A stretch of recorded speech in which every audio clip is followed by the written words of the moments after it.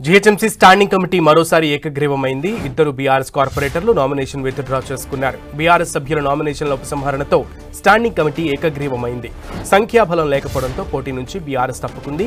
సంఖ్యాబలం లేకపోవడంతో హైకమాండ్ ఆదేశాల మేరకు నామినేషన్ ఉపసంహరించుకున్నామని కుకట్పల్లి కార్పొరేటర్ జూపల్లి సత్యనారాయణ అన్నారు. స్టాండింగ్ కమిటీ ఎన్నికకు ఎంఐఎం నుంచి 8, కాంగ్రెస్ నుంచి 7, బీఆర్ఎస్ నుంచి 2 నామినేషన్లతో కలిపి 17 నామినేషన్లు దాఖలయ్యాయి. 15 మంది సభ్యులు ఉండే స్టాండింగ్ కమిటీకి బీఆర్ఎస్ నామినేషన్లు రావడంతో ఎన్నిక తప్పదనుకున్నారు. అయితే నామినేషన్ల ఉపసంహరణ చివరి రోజు 2 బీఆర్ఎస్ సభ్యులు నామినేషన్లు ఉపసంహరించుకున్నారు. దీంతో ఎన్నిక లేకుండా ఎంఐఎం, కాంగ్రెస్ సభ్యులతో GHMC standing ఏకగ్రీవమైంది.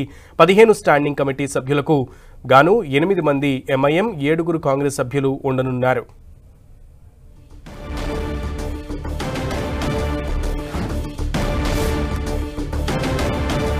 GHMC standing committee ఎన్నిక ఏకగ్రీవమైంది.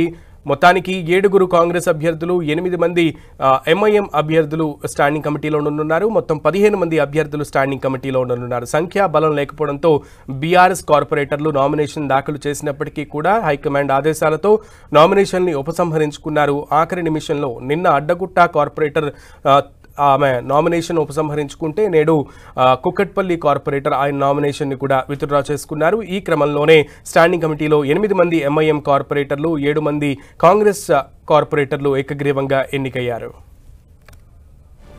దీనికి సంబంధించి పూర్తి సమాచారం మా ప్రతినిధి రాముడుని అడిగి తెలుసుకుందాం. రాముడు. సునీల్, కొద్దిసేపట్లో అధికారిక 15 మొత్తం 17 మంది నామినేషన్లు దాఖలు చేశారు. ఇందులో కాంగ్రెస్ నుంచి 7 మంది, ఎంఐఎం నుంచి 8 మంది, అదే విధంగా దీనికి సంబంధించి ముఖ్యంగా మనం చూస్తే దాంతో పాటు ఇటు ఎంఐఎం కు సంబంధించినటువంటి దాంట్లో కానీ అదే విధంగా కాంగ్రెస్ వాళ్ళు అదే విధంగా ఉన్నారు. టీఆర్ఎస్ నుంచి ఎవరైతే నామినేషన్లు వేశారో వాళ్ళకు అధిష్టానం నుంచి ఎలాంటి ఆదేశాలు రాకపోవడంతో వాళ్ళు కూడా నామినేషన్లు ఉపసంహరించుకున్నారు. మిగతా వాళ్ళు కూడా వేయలేదు. మొదట్లో అనుకున్నాం బీఆర్ఎస్ కు సంబంధించినటువంటి సభ్యులు కూడా నామినేషన్లు దాఖలు చేస్తారు అని అనుకున్నాం. వాళ్ళు కూడా అదే విధంగా చెప్పుకొచ్చారు. కానీ చివరిలో చూస్తే లాస్ట్ డే వరకు కూడా వాళ్ళు మాకు పైనుంచి ఆదేశాలు రాలేదని చెప్పారు. ఇప్పటికీ చివరికి చూస్తే నామినేషన్ల ఉపసంహరణ టైంకి చూస్తే వాళ్ళను ఎవరైతే వేశారో వాళ్ళిద్దరిని కూడా నామినేషన్లు ఉపసంహరించుకోమని కూడా వాళ్ళని ఆదేశించినట్టుగా తెలిసింది. వాళ్ళు వచ్చి నామినేషన్లు ఉపసంహరించుకున్నారు. ఇటు అడ్డగుట్ట నుంచి లక్ష్మీ ప్రసన్న, అదే విధంగా ఇటు కుకట్పల్లికి సంబంధించినటువంటి జూపల్లి సత్యనారాయణరావు, వీళ్ళిద్దరు కూడా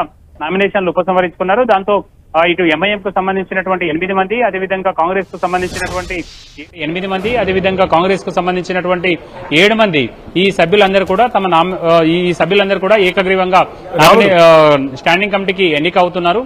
దాంతో వీళ్ళు ఏడాది పాటు రాముడు, ఇంకా అధికారికంగా ఎంతసేపట్లో ప్రకటన వచ్చే అవకాశం ఉంది? ఈ 15 మంది ఏడాది పాటు ఈ స్టాండింగ్ కమిటీలో ఉండనున్నారు అన్న విషయాన్ని. అయితే దీనికి సంబంధించి మరికొద్ది సేపట్లో అధికారులు అన్ని డీటెయిల్స్ అన్నిటి కూడా దాన్ని అన్నింటినీ కూడా పరిశీలిస్తున్నారు. ప్రధానంగా ఈ నామినేషన్ల ఉపసంహరణ కంప్లీట్ అయిపోయిన తర్వాత ఆ పూర్తి డీటెయిల్స్ ను ఉన్నతాధికారులకు సూచించాల్సి ఉంటుంది. దానిలో అంటే ఇప్పటి వరకు అంటే ఈ రోజు సాయంత్రం 3 గంటల సమయం అయిపోయింది కాబట్టి 3 గంటల వరకు ఎంతమంది నామినేషన్లు వ్యాలిడ్ గా ఉన్నాయి, ఎంతమంది పోటీలో ఉన్నారన్నటువంటి ఒక లిస్టును మొదట ప్రకటిస్తారు. 15 మందికి సంబంధించిన లిస్టు.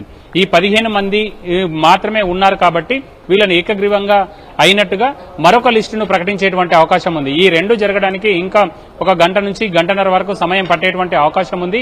అందుకోసం ఈ రిటర్నింగ్ కార్యాలయంలో ఉండేటువంటి అధికారులు పూర్తి స్థాయిలో కసరత్తు చేస్తున్నారు. ఈ వివరాలన్నింటినీ కూడా రిటర్నింగ్ ఆఫీసరు, కమిషనర్ కు పూర్తి వివరాలు తెలియజేసిన తర్వాత అఫీషియల్ గా వీళ్ళు రిటర్నింగ్ ఆఫీసరు ఈ అంశాలను ప్రకటించేటువంటి అవకాశం ఉంది. అయితే కమిషనరు ఆదేశాల మేరకు పూర్తి అంశాలు పరిశీలించిన తర్వాత మాత్రమే ఈ స్టాండింగ్ కమిటీకి సంబంధించినటువంటి ఎన్నికైన సభ్యుల యొక్క లిస్టును బయటికి ప్రకటించనున్నారు. ఓకే రాముడు, థ్యాంక్ యూ.